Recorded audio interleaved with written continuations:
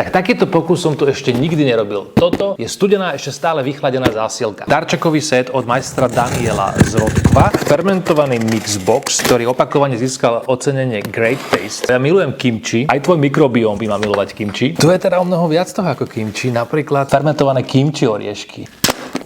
Snekáreň.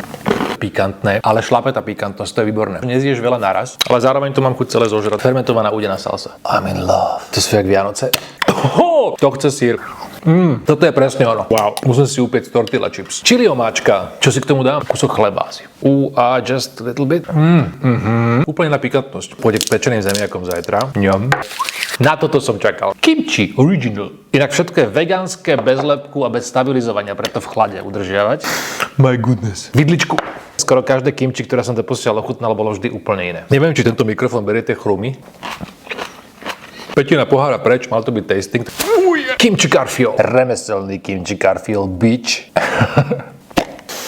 Ulala. A to sme niekde úplne inde teraz. K tomuto spravím rýžu. Vajko na mäkko. A ešte čosi? Kimchi crisp. Vôňa dňa. Olejčeky.